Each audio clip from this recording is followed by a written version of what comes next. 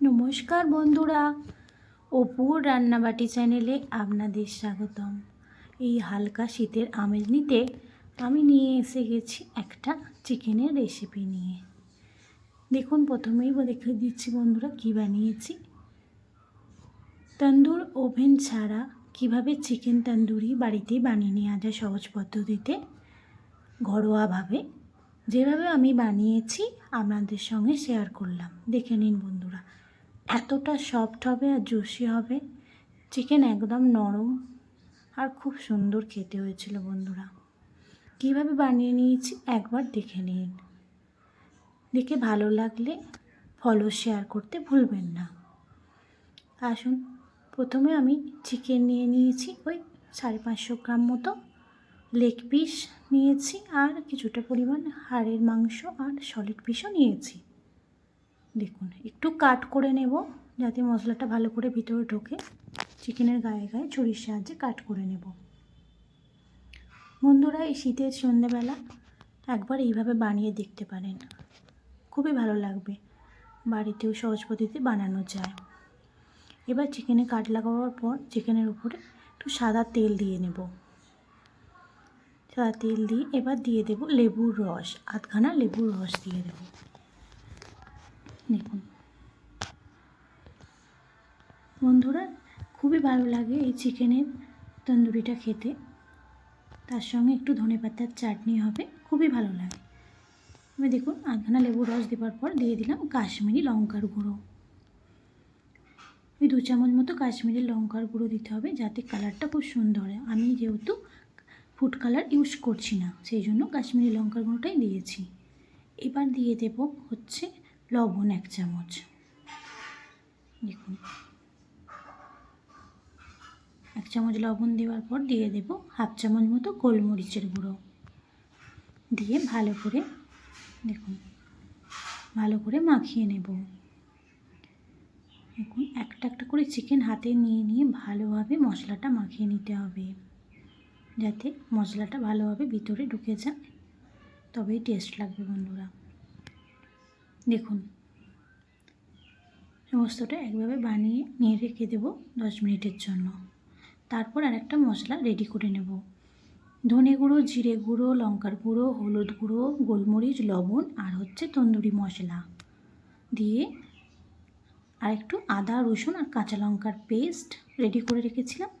এবার দিয়ে দিচ্ছি টক দই জল ঝরানো, দিয়ে দিলাম ওই 50 গ্রাম মতো টক দই। আর এদিকে আদা রসুনের পেস্ট ওই 2.5 চামচ মতো, লঙ্কা ছিল কাঁচা লঙ্কা দিয়ে এবার সমস্ত মশলাটা দিয়ে দিচ্ছি। দিয়ে ভালো করে একদম মাখিয়ে নেব। একটা একটা করে হাতে নিয়ে নিয়ে চিকেনগুলো মাখিয়ে নেব।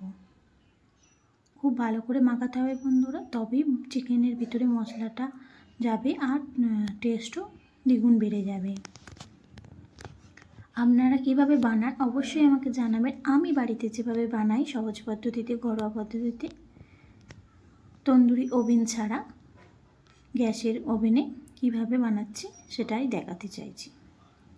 দেখুন, মশলা ভালো করে হাতে হাতে কচলে কচলে মাখিয়ে নিচ্ছি। দেখুন, একটা একটা করে ভালোভাবে মশলা মাখাতেই হবে। দেখুন, এবার আমি চাপা দিয়ে ফ্রিজে রেখে দেবো ওভারনাইট। ওভারনাইট না হলেও আমি সকালে মাখিয়ে রাখবো, রাত্রিরে করব, এরকমভাবেই করা যায়। আমি সকালে মাখিয়ে রেখেছিলাম, রাত্রিরে করেছিলাম।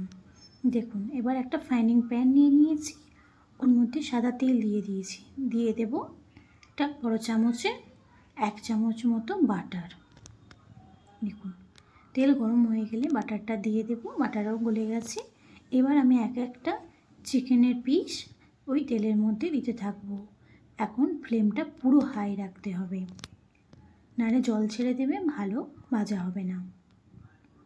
দেখুন, একটা একটা করে যেতটা পরিমাণ ধরবে আমি দিয়ে দিচ্ছি। দেখুন, এবার হাই ফ্লেমে দিয়ে একবার এদিক ওদিক করে নেওয়ার পর একদম লো করে দেব, মিডিয়াম টু লো করে দিচ্ছি।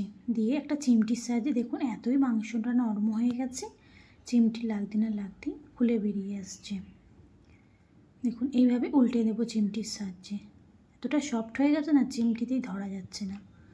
দেখুন, এবার ঢাকা দিয়ে আমি অল্প আঁচেতে চিকেনটা সিদ্ধ হতে দেবো ভালোভাবে, নাহলে কিন্তু ভিতরটা কাঁচা থেকে যাবে। আর বেশিক্ষণ ম্যারিনেট না করলে না কাঁচাই থাকবে, কোনো ভিতরে টেস্টও ঢুকবে না। তাই ম্যারিনেটটা অবশ্যই দরকার, অনেকক্ষণ ধরে রাখতে হবে। এবার এপিট ওপিট করে আমি লো ফ্লেমে ভেজে নিয়েছি। দেখুন ঢাকা দিয়ে রেখে দিয়ে এবার দেখুন কতটা তেল ঝরিয়ে নিয়েছে। এবার একটু হাই ফ্লেম করে দেব, দিয়ে সমস্ত চিকেন একদম ভাজা ভাজা হয়ে গেছে, একদম সফট হয়ে গেছে, আর ভিতরটা পুরো জুসি জুসি হয়েছিল বন্ধুরা। দেখুন সলিড পিসগুলোও করবো, সলিড পিসগুলোও খুব ভালো লেগেছিলো খেতে, একদম নরম হয়ে গেছিলো। দেখুন বন্ধুরা, আমার ভিডিও যদি আপনাদের ভালো লেগে থাকে লাইক কমেন্ট শেয়ার করবেন, ফেসবুক থেকে দেখলে ফলো করবেন, ইউটিউব থেকে দেখলে সাবস্ক্রাইব করবেন। দেখুন রেডি হয়ে গেছে। এবার দেখুন এবার কি করব বলুন তো বন্ধুরা, এবার একটা রুটি সেঁকার যে চাঞ্চিটা থাকে সেইটাতে জালটায় আমি একটু বাটার ব্রাশ বা অয়েল ব্রাশ করে নেব। আমি বাটার ব্রাশ করে নিয়েছিলাম। দেখুন এবার এই জালটা ওভেনটাকে হাই ফ্লেম করে দিয়ে দেখুন দিয়ে বসিয়ে দেব। দেখুন একটা একটা করে এবার পুড়িয়ে নেব, তবেই তো তন্দুরির আসল ফ্লেভারটা পাওয়া যাবে। এবার আমি ওর উপর দিয়ে বাটার ব্রাশ করে করে দিয়ে দেবো। দেখুন বাটার ব্রাশ করতে করতে এপিট ওপিট করে বারবার একটু শিখে নিচ্ছি।